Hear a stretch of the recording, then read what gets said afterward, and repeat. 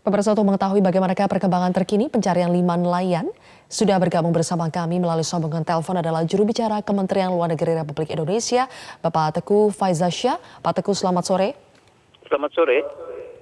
Pak Teguh, bagaimana Pak perkembangan pencarian 5 nelayan yang diculik oleh kelompok Abu Sayyaf?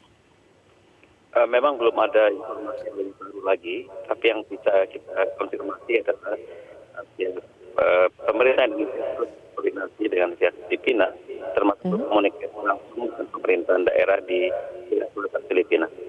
Oke, Pak, ceritanya sebetulnya bagaimana? Apakah 8 orang ini berada dalam satu kapal yang sama? Kenapa 3-nya dibebaskan atau ditemukan sementara 5-nya itu diculik? Mereka dalam satu kapal yang sama. Motivasinya kita tidak tahu ya, mengapa 3 dilepaskan dan diculik.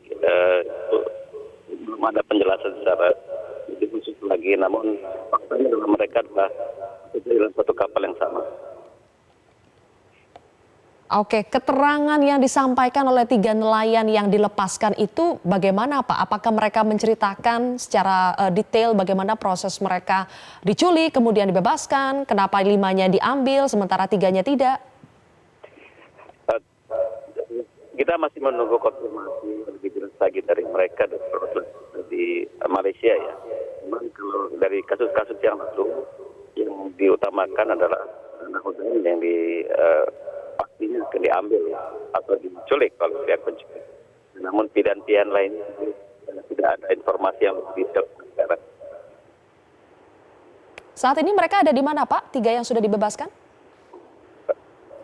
Sudah merapat ke Tawau, tidak salah, saya harus cek kembali ya. Pak Teguh, Ya.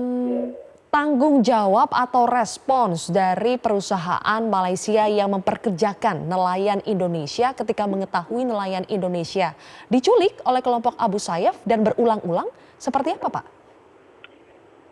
Memang kita terus menekankan pada pihak pekerjaan untuk bertanggung jawab dan sebenarnya pemerintah Malaysia kalau dari aturan memang sudah ada semacam edaran untuk tidak melakukan penangkapan ikan di wilayah tertentu pada jam-jam yang diduga ada aktivitas dari kelompok bersenjata.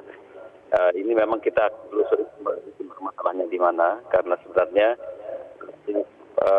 penyelidik kapal atau pemilik kapal juga sudah mengkomunikasikan hal ini kepada pihak anak buah kapal. Hati-hati harus ditingkatkan khususnya pada jam-jam tertentu untuk tidak mengambil ikan di wilayah tertentu untuk menghindari aksi penculikan. Dan dari sisi Oke. Pak Teguh, mohon maaf suaranya kurang jelas, tapi terakhir yang ingin saya tanyakan adalah imbauan sudah dikeluarkan oleh pemerintah Indonesia supaya nelayan Indonesia tidak melaut lagi ke area-area yang memang sering terjadi penculikan. Tetapi mengapa imbauan itu sepertinya tidak diindahkan? Bahkan kalau ceritanya yang saya dengar adalah nelayan yang pernah diculik pun kembali melaut lagi di tempat yang sama karena katanya tidak punya pilihan. Apakah memang betul demikian Pak? Ya, kita berbicara mengenai motivasi orang yang berbeda-beda.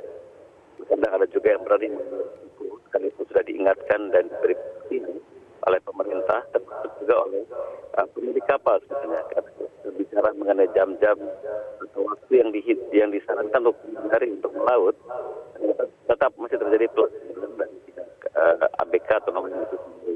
Jadi kasus-kasus seperti ini memang sulit dimonitor di wilayah laut.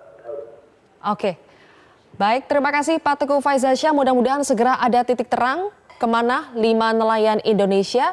Terima kasih juru bicara Kementerian Luar Negeri sudah bergabung bersama kami.